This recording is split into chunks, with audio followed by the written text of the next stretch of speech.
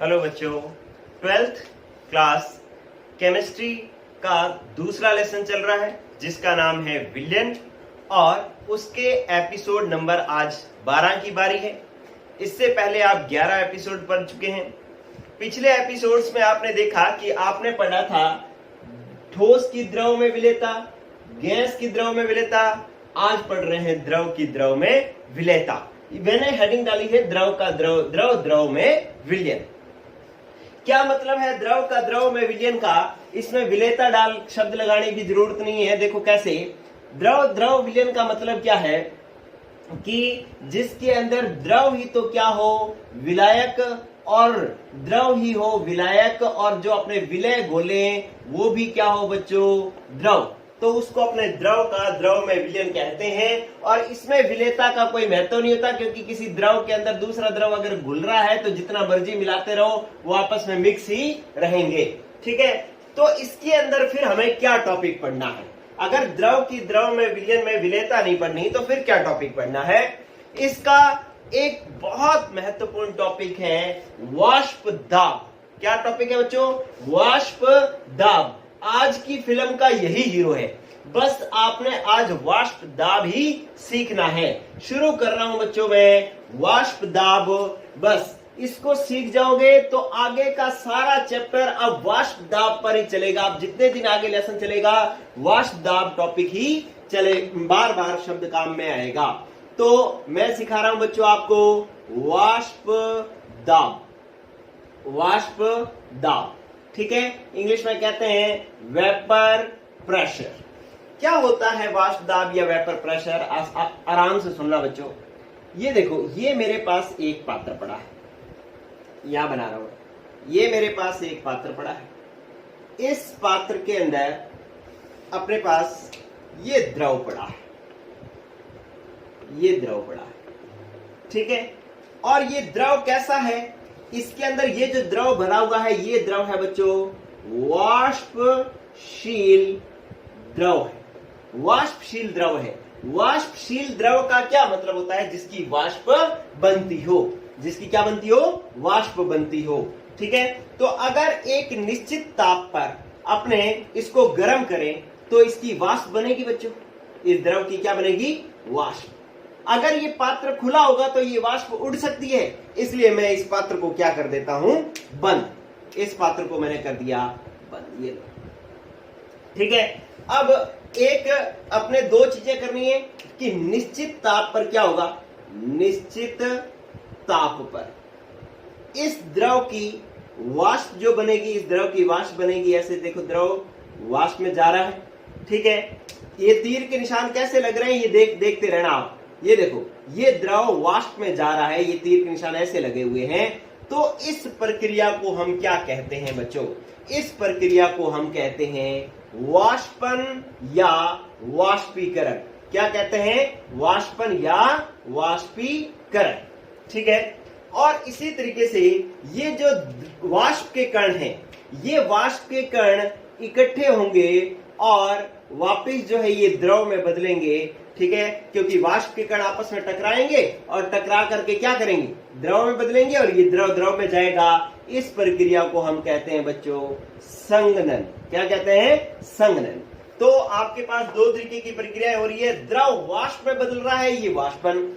वाष्प वापिस द्रव में बदल रही है, ये संघनन, ठीक है।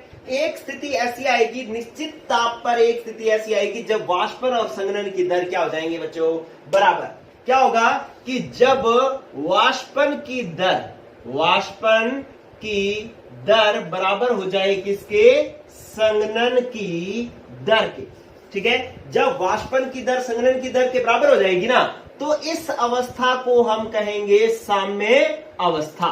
क्या कहेंगे बच्चों? साम्य अवस्था। बात देखो कितनी सिस्टमेटिक तरीके से आ रही है कि द्रव पड़ा था, एक निश्चित ताप पर वाष्प में बदल रहा था, इसको हम वाष्पन कह रहे थे। वाष्प द्रव में बदल रही थी, इसको हम संघनन कह रहे थे। जब एक वाष्पन और संघनन की दर बराबर हो जाएंगी तो उसको हम कहेंगे साम्य अवस्था। अब साम्य अवस्था पर क्या है बच्चों? साम्य अवस्था पर देखो, द्रव भी पड़ा है, वाष्प भी पड़ी है। बात समझना, अब 10 पॉइंट आ गया है। क्या कि द्रव भी पड़ा है और वाष्प भी पड़ी है। ये वाष्प के कण, आपको पता है वायु जो गैस के कण है उनको तो एक प्रकृति होती है कि वो सीधी रेखा में गति करती है, जिससे पात्र की दीवारों पर टक्कर मारेगी तो यहाँ पर दाब उत्पन्न करेगी, इसको तो हम कहेंगे दाब। मतलब ये वाष्प के कण यहाँ दाब उत्पन्न करेगी, वो दाब होगा, यहाँ पर भी दाब होगा, यहाँ पर भी दाब होगा। लेकिन ये वाष्प के कण जब ये अपने ही द्रव की सतह पर टकराएंगे तो यहां पर भी तो दाब उत्पन्न करेंगे, यहां पर भी दाब उत्पन्न करेंगे। इस दाब को हम कहते हैं वाष्प दाब। क्या कहते हैं बच्चों? वाष्प दाब। दोबारा समझो कि जब साम्य अवस्था होगी तो क्योंकि वाष्पन और संघनन की दर बराबर है तो वाष्प भी पड़ी होगी, द्रव भी पड़ा होगा। तो ये जो वाष्प के कण है ना, ये जो वाष्प के कण है, जब अपनी द्रव की सतह पर जो दाब डालेंगे उस दाब को हम कहेंगे वाष्प दाब, क्योंकि नीचे टकराएंगे तो दाब उत्पन्न करेंगे। इसको हम कौन सा दाब कहेंगे बच्चों? वाष्प दाब। क्या ये वाष्प का कण अगर यहां टकराया तो इसको दाब कहोगे क्या? नहीं कहोगे। क्यों? ये वाष्प दाब कहोगे क्या? नहीं कहोगे। इसको क्या कहोगे? दाब। क्योंकि वाष्प जब अपने ही द्रव की सतह पर दाब उत्पन्न करती है तो उसको हम वाष्प दाब कहते हैं, ना कि किन्हीं और कणों पर टकराएगी तो उसको हम वाष्प दाब कहेंगे। ठीक है, तो अब मेरे पास वाष्प दाब की परिभाषा आ गई। परिभाषा में मैं शुरू कर रहा हूं। देखो, एक तो क्या होना चाहिए? साम्य अवस्था होनी चाहिए। एक क्या होना चाहिए? निश्चित ताप होनी चाहिए। एक क्या होना चाहिए? पात्र कैसा होना चाहिए? बंद होना चाहिए। वैसे तो बंद पात्र साम्य अवस्था तभी आएगी जब बंद पात्र होगा। खुला पात्र हुआ तो ये वाष्प बाहर ही उड़ जाएगी, इसलिए बंद पात्र बोलने की जरूरत नहीं है। फिर आप देखो कि ये वाष्प के कण क्या करने चाहिए? अपने द्रव की सतह पर दाब उत्पन्न करने चाहिए। इसी दाब को हम क्या कहेंगे? वाष्प दाब। अब मैं परिभाषा बना रहा हूं। देखो, परिभाषा लिख रहा हूं। मैंने लिखा साम्य अवस्था पर निश्चित ताप पर, साम्य अवस्था पर और निश्चित ताप पर किसी द्रव की वाष्प द्वारा, किसी द्रव की वाष्प द्वारा अपने ही द्रव की सतह पर डाला गया दाब वाष्प दाब कहलाता है। वाष्प दाब कहलाता है। ठीक है, कि ये आप समझ लें वाष्प दाब की क्या परिभाषा होगी। साम्य अवस्था होनी जरूरी है, क्योंकि साम्य अवस्था पर ही तो वाष्प और द्रव दोनों होंगे। अगर साम्य अवस्था नहीं होगी तो या तो द्रव होगा या वाष्प होगा। ठीक है, तो साम्य अवस्था पर निश्चित ताप पर, ठीक है, क्या होगा कि किसी द्रव की वाष्प द्वारा, इसी द्रव की ये वाष्प थी, अपने ही द्रव की सतह पर डाला गया दाब वाष्प दाब कहलाता है। ठीक है, तो आज का जो हीरो है वो यही वाष्प दाब है, क्योंकि इसी के इर्द गिर्द कहानी घूमनी है। इसी वाष्प दाब के इर्द गिर्द कहानी घूमनी है। परिभाषा दोबारा समझ लो कि साम्य अवस्था पर निश्चित ताप पर किसी द्रव की वाष्प द्वारा अपने ही द्रव की सतह पर डाला गया दाब क्या कहलाता है? वाष्प दाब कहलाता है। तो ये एक वाष्प दाब की परिभाषा आपने सीखी बच्चों। अब देखो कि वाष्प दाब को प्रभावित करने वाले कौन कौन से कारक हैं। इसका स्क्रीनशॉट ले लेना, मैं साफ कर रहा हूं। देखो, अब बात आती है कि वाष्प दाब को प्रभावित करने वाले कारक कौन कौन से हैं, कब वाष्प दाब ज्यादा होगा, कब वाष्प दाब कम होगा। तो मैं यहां पर हेडिंग डाल रहा हूं प्रभावित करने वाले कारक। प्रभावित करने वाले कारक। ठीक है, इसके अंदर पहला कारक देखो बच्चों, पहला कारक है हमारे पास कि ताप। पहला कारक क्या है? ताप। देखो बच्चों, ताप ज्यादा होगा। अगर ताप ज्यादा होगा तो इस द्रव की वाष्प ज्यादा बनेगी। अरे ज्यादा गर्म करोगे तो ज्यादा ही वाष्प बनेगी ना, और ज्यादा वाष्प बनेगी तो दाब भी तो ज्यादा ही लगाएगी। ठीक है, तो इसका मतलब है ताप ज्यादा होगा। अगर मैं यूं लिखूं इसके अंदर कि ताप ज्यादा होगा तो वाष्प ज्यादा बनेगी, और वाष्प ज्यादा बनेगी तो दाब ज्यादा उत्पन्न करेगी, मतलब वाष्प दाब ज्यादा होगा। तो अगर मैं यहां पर ऐसे लिख लूं कि ताप समानुपाती होगा वाष्प दाब के, ये जो मैं पॉइंट बता रहा हूं ना, ये पॉइंट आगे बहुत काम में आने वाले हैं। सारा काम इन्हीं पर ही चलना है। सीधी सी बात समझ गए कि भैया ताप ज्यादा लगाओगे तो वाष्प ज्यादा बढ़ेगी, वाष्प ज्यादा बढ़ेगी तो दाब ज्यादा उत्पन्न करेगी। ठीक है, तो मतलब ताप वाष्प दाब के समानुपाती है। ताप ज्यादा होगा तो वाष्प दाब ज्यादा होगा, ताप कम कर दोगे तो वाष्प दाब कम हो जाएगा। ठीक है, ताप कम कर दोगे तो वाष्प दाब कम हो जाएगा। तो ये बात हुई बच्चों पहली कि ताप वाष्प दाब को किस प्रकार से प्रभावित करता है। ठीक है, तो ताप वाष्प दाब के समानुपाती होता है। ताप जितना ज्यादा होगा वाष्प दाब उतना ही ज्यादा होगा। ठीक है, दूसरा कारक बच्चों, दूसरा कारक जो है वो है हमारे पास द्रव की सतह का क्षेत्रफल। द्रव की सतह का क्षेत्रफल, द्रव की सतह का क्षेत्रफल। आप ये देखना यहां पर ये जो वाष्प द्रव थी, ये कहानी समझना बहुत जबरदस्त वाली कहानी है। ये द्रव था, ये इसकी सतह थी, ये इतनी इसकी क्या थी, सतह। अब ये इस द्रव की वाष्प अपने द्रव की सतह पर दाब डाल रहा था, उसको हम कह रहे थे वाष्प दाब। लेकिन अगर इस द्रव के सतह पर अगर मैं कुछ लकड़ी के टुकड़े तैरा दूं, मान लो ये मैं लकड़ी का टुकड़ा रख दिया या कोई अवाष्पशील ठोस रख दिया, ऐसे ठोस रख दिया, ठीक है, तो अब क्या होगा कि मान लो अब द्रव की जो वाष्प है वो तो यहां पर भी टक्कर मारेगी, यहां पर भी दाब उत्पन्न करेगी, यहां पर भी करेगी, यहां पर भी करेगी, यहां पर भी करेगी। अब क्या हो गया कि ये वाष्प इस यहां पर टक्कर मार रहा है, वो तो वाष्प दाब है। ये वाष्प यहां पर टक्कर मार रहा है, वो वाष्प दाब नहीं है, क्योंकि यहां पर इसका द्रव थोड़ी पड़ा, यहां पर तो कोई ठोस आ गया। ठीक है, और यहां पर ये जो वाष्प है ये यहां पर टक्कर मार रहा है, यहां पर द्रव है, तो इसका मतलब है ये वाष्प दाब है। ये वाष्प इस पर टक्कर मारी ठोस पर, तो ये वाष्प दाब नहीं है, क्योंकि यहां पर तो ये ठोस पर टक्कर मार रहा है। जबकि वाष्प दाब तो ये होता है कि वाष्प दाब आपने द्रव की सतह पर डाला गया दाब वाष्प दाब होता है। ये तो यहाँ पर लकड़ी के टुकड़े पर दाब डाल रहा है, तो इसका मतलब ये वाष्प दाब नहीं है, ये भी नहीं है, ये है, ये भी नहीं है, ये भी है, ये है। ठीक है, तो ये क्या हुआ कि इस सतह में बीच बीच में जब हमने ये ठोस के टुकड़े डाल दिए तो सतह का क्षेत्रफल जो है पूरा द्रव नहीं रहा, बीच बीच में टुकड़े आ गए, तो सतह का क्षेत्रफल क्या हो गया बच्चों, कम। तो वाष्प दाब भी क्या हो गया, कम। अब तो ये दो ही जने रह गए दाब उत्पन्न करने वाले, ये तो दाब रह गया, ये भी दाब, ये भी दाब, लेकिन वाष्प दाब कौन सा है, ये वाला वाष्प दाब है, ये वाला वाष्प दाब है। ठीक है, तो इसका मतलब है सतह का क्षेत्रफल अगर कम हो जाएगा तो दाब भी क्या हो जाएगा, कम। ठीक है, सतह के क्षेत्रफल के वाष्प दाब क्या होता है बच्चों, समानुपाती होता है। अगर ये सतह का क्षेत्रफल ये मैं हटा दूं तो सारा का सारा द्रव है, पूरे की पूरी सतह जो है किसकी होगी, द्रव की, तो द्रव की सतह होगी, तो सतह का क्षेत्रफल ज्यादा हो गया तो दाब ज्यादा है। लेकिन अगर मैं इसके अंदर ठोस डाल दूं, बीच बीच में ठोस आ जाए, तो अब क्या हो गया, सतह के का पूरा क्षेत्रफल द्रव का नहीं रहा, बीच बीच में ठोस आ गए, तो सतह का क्षेत्रफल पहले से क्या हो गया, कम हो गया। कम हो गया तो अब जो है वो दाब भी कम उत्पन्न होगा। लेकिन ये ध्यान रखना है कि ऐसे मत कर देना कि पात्र छोटा कर दो, पात्र बड़ा कर दो तो सतह का क्षेत्रफल बढ़ जाएगा, वाष्प दाब बढ़ जाएगा, ऐसे नहीं करना। ठीक है, पात्र की जो आकार है, पात्र बड़ा ले लो, पात्र छोटा ले लो, पात्र लंबा ले लो, पात्र चौड़ा ले लो, उससे जो है कोई फर्क नहीं पड़ेगा। पात्र के आकार से कोई वाष्प दाब पर फर्क नहीं पड़ेगा। लेकिन अगर इस द्रव के अंदर सतह पर ही कोई और चीज आ जाए जिससे द्रव की सतह का क्षेत्रफल कम हो जाए तो वाष्प दाब जो है वो कम हो जाएगा। ये बात आपको ध्यान रखनी है। ठीक है, तो ये चीजें बड़ी ही इंपॉर्टेंट है, अभी आगे के सारे नियम इसी के आधार पर ही समझ में आएंगे।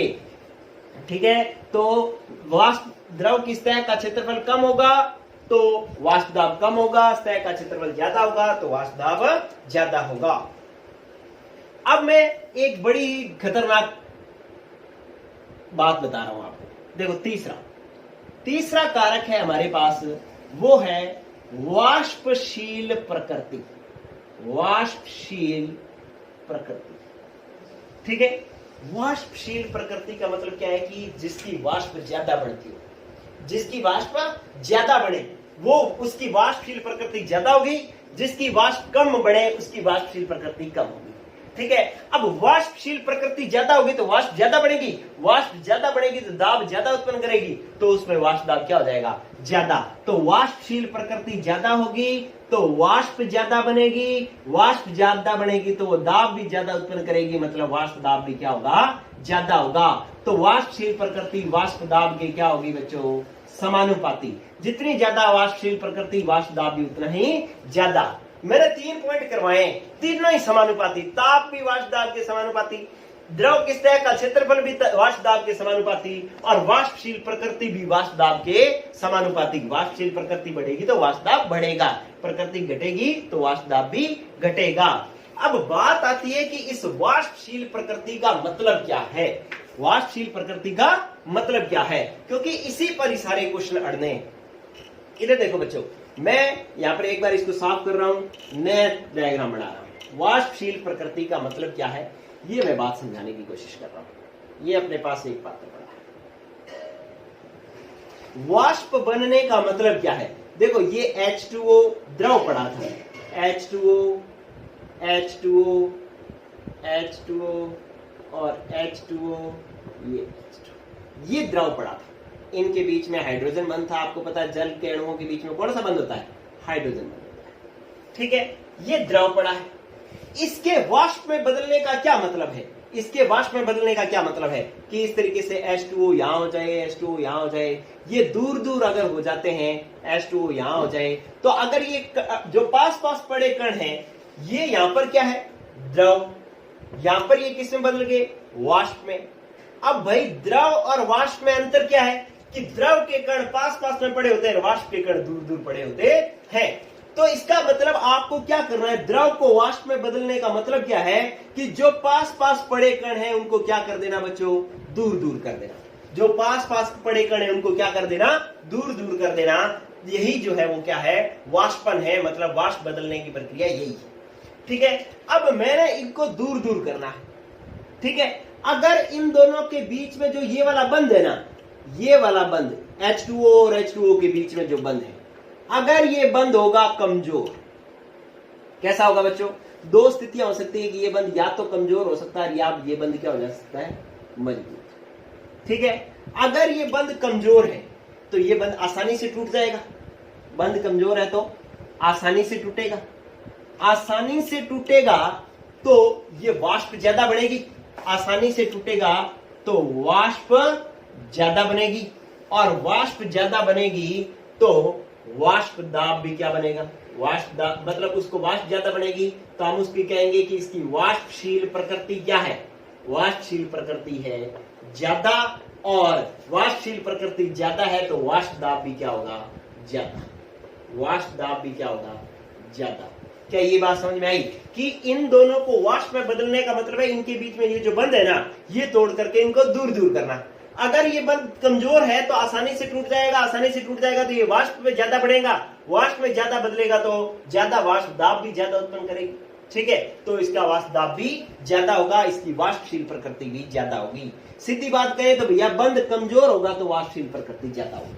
ठीक है, अगर बंध मजबूत हो गया, अगर बंध मजबूत हो गया तो क्या होगा, ये बंध टूटेगा ही नहीं, आप दही जा रही है, टूट ही नहीं रहा है, बहुत कम टूट रहा है, बहुत मुश्किल से टूट रहा है, कम टूट रहा है, कम टूट रहा है, तो वाष्प कम बढ़ेगी, मतलब वाष्पशील प्रकृति कम होगी, और वाष्पशील प्रकृति कम होगी तो वो दाब भी कम उत्पन्न करेगी और वाष्प दाब भी क्या होगा, कम। तो बंध अगर मजबूत हो गया तो बंध कैसे टूटेगा, मुश्किल से। कैसे टूटेगा बच्चों, मुश्किल से बंध टूटेगा, और मुश्किल से टूटेगा तो वाष्प कम बनेगी, और वाष्प कम बनने का मतलब क्या है कि वाष्पशील प्रकृति क्या है, वाष्पशील प्रकृति है कम, और वाष्पशील प्रकृति कम तो वाष्प दाब भी कम, वाष्प दाब भी क्या हो जाएगा, कम हो जाएगा। ठीक है, तो इसका मतलब अगर कोई अणु किसकी वाष्पशील प्रकृति ज्यादा है या कम है, ये हमें कैसे पता चलेगा कि अगर उनके अणुओं के बीच में बंध कमजोर है तो वाष्पशील प्रकृति ज्यादा है, बंध मजबूत है तो वाष्पशील प्रकृति कम है। तो ये एक बहुत ही महत्वपूर्ण बिंदु हो गया। अगर किसी को पूरी बात समझ में आती है तो बहुत ही बढ़िया, नहीं समझ में आए तो ये समझ लो कि भैया जब वाष्पशील प्रकृति कम कब होगी, जब बंध मजबूत होगा। वाष्पशील प्रकृति कम कब होगी, जब बंध मजबूत होगा। उल्टा होगा, बंध मजबूत तो वाष्पशील प्रकृति कम, और बंध कमजोर तो वाष्पशील प्रकृति ज्यादा। ये उल्टे होते हैं दोनों एक दूसरे के।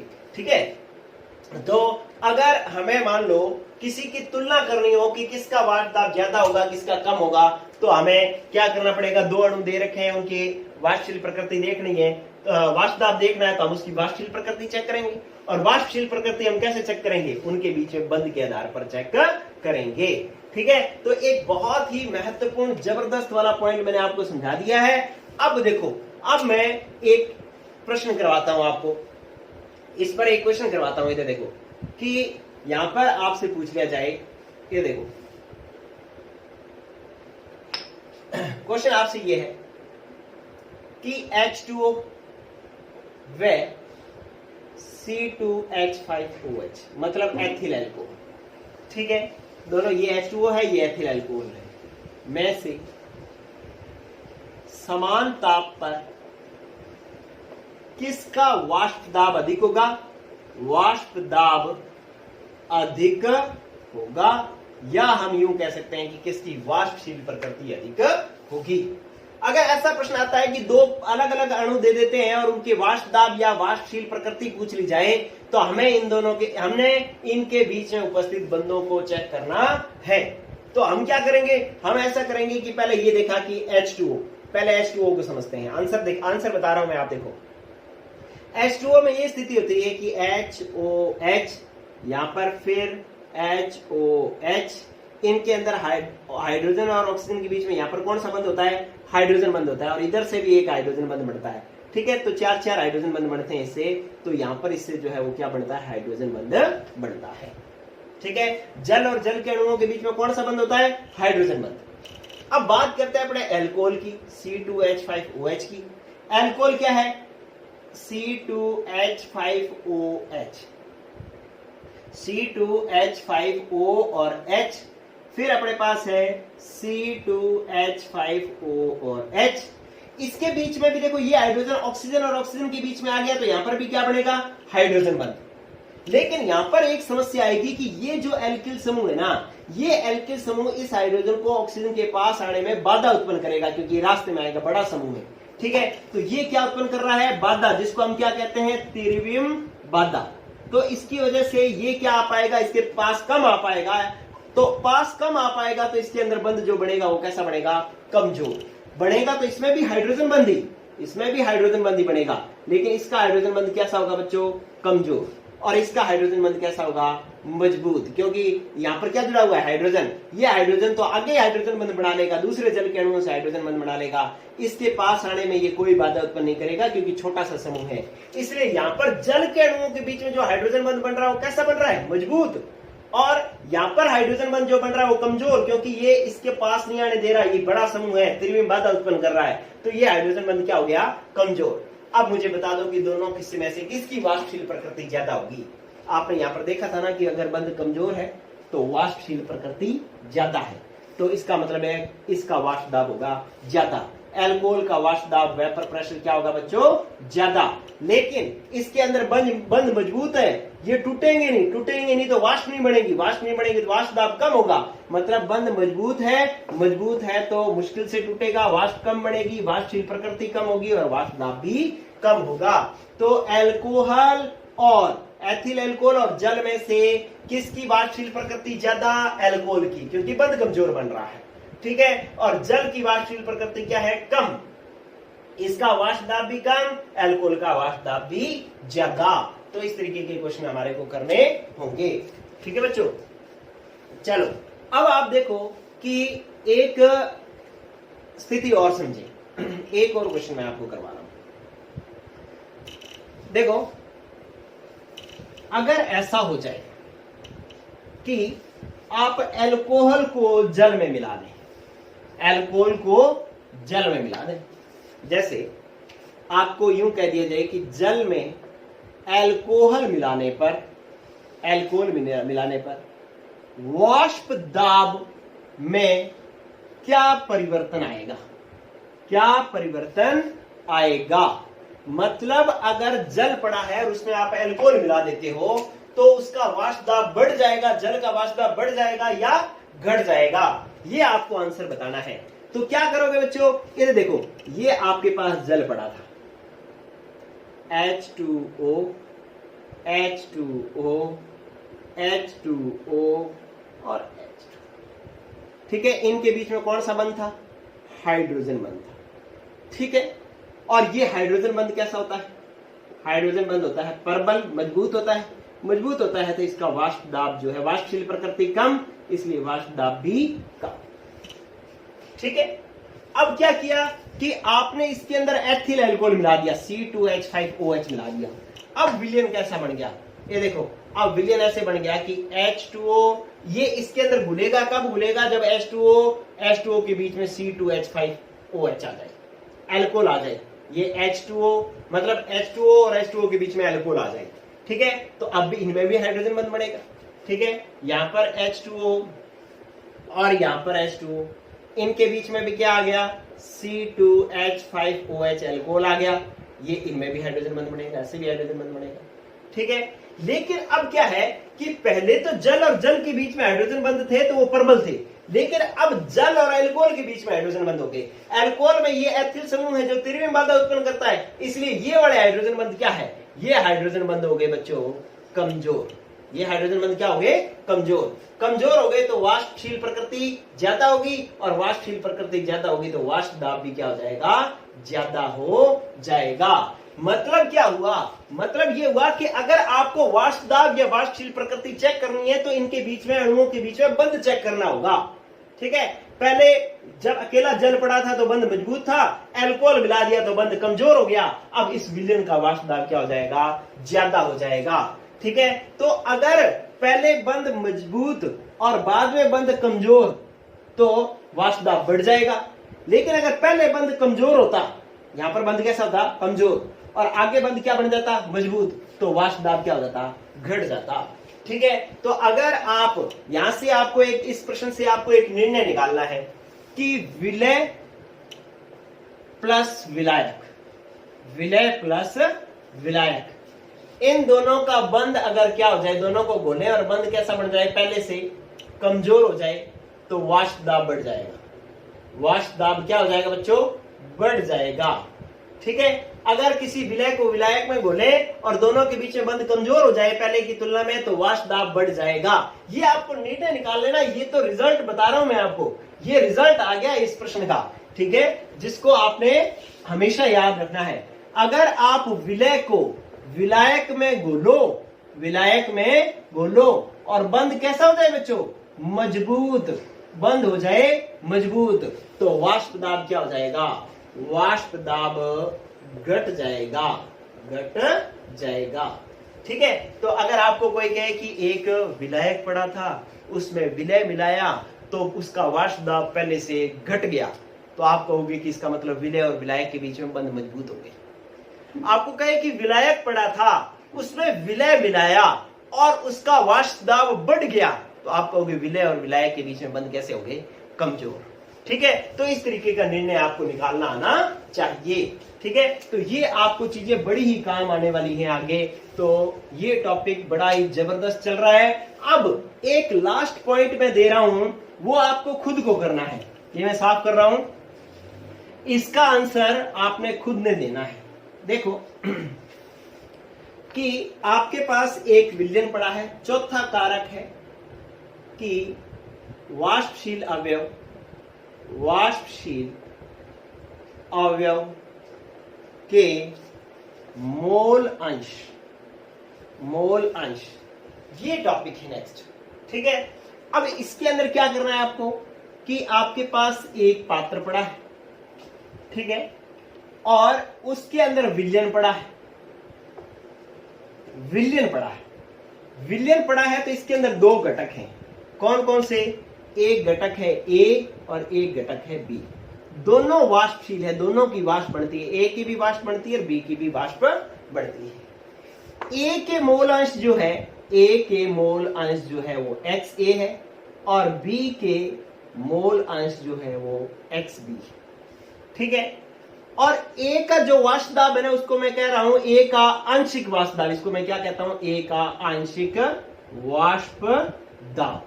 और इसी तरीके से बी का आंशिक दाब क्या, वाष्प दाब क्या होगा, बी का आंशिक वाष्प दाब। अब आप ये बताओ कि इसके ए के आंशिक वाष्प दाब और ए के मोल अंश में आपस में क्या संबंध होंगे, ये दोनों एक दूसरे के समानुपाती होंगे या व्युत्क्रमानुपाती होंगे, PBXB के समानुपाती होगा या व्युत्क्रमानुपाती होगा। मतलब आपको ये बताना है कि ये ज्यादा होगा तो ए का आंशिक वाष्प दाब ज्यादा होगा या कम। ठीक है, आपको ये बताना है कि बी के मोल अंश ज्यादा होंगे तो बी का आंशिक वाष्प दाब ज्यादा होगा या कम। ठीक है, इन दोनों के बीच में PA और XA के बीच में, PB और XB के बीच में जो संबंध दिया था वो एक वैज्ञानिक ने दिया था जिसको कहते हैं राउल्ट, उसका नाम था राउल्ट। तो नियम क्या था, राउल्ट का नियम। ठीक है, तो अगला है राउल्ट का नियम। मैं इसको करवा नहीं रहा। मैं ये जानना चाहता हूं कि अगर ये नियम, इन दोनों के बीच में संबंध जो है वो बड़ा नियम राउल्ट ने ना दिया होता तो क्या आप दे देते क्या? ठीक है, क्या राउल्ट की जगह आप होते? मान लो सूरज है राउल्ट की जगह, तो सूरज अपना नियम दे देता, सूरज का नियम इन दोनों में संबंध निकाल लेता तो सही आ जाता। तो ठीक है, मान लो आपके पास है, कोई भी है, महेश है तो महेश का नियम, अंजू है तो अंजू का नियम, ओलिता है तो ओलिता का नियम। क्या ऐसे नियम बढ़ सकता है? क्या आप बना सकते हो? ठीक है, तो कमेंट बॉक्स में मुझे बताओ कि ये दोनों एक दूसरे के समानुपाती हैं या व्युत्क्रमानुपाती हैं या इनमें आपस में कोई संबंध नहीं है। ठीक है, किसने दिया था? राउल्ट ने। और तुम मुझे चेक करके बताओ कि अगर राउल्ट ने ना दिया होता तो क्या आप ये नियम दे सकते थे क्या? ठीक है, तो अगले एपिसोड में हम राउल्ट का नियम ही पढ़ेंगे बच्चों, उससे पहले आप नियम बना देंगे। ठीक है, और कमेंट बॉक्स में आंसर देंगे। गुड लक बच्चों, पढ़ते रहो, वीडियो ज्यादा से ज्यादा सब लोगों तक पहुंचा दो, क्योंकि चैप्टर अब बड़ा ही शानदार चलने वाला है आगे। जो लोग पीछे रह गए वो जल्दी से जल्दी बराबर आए बच्चों। Okay, good luck.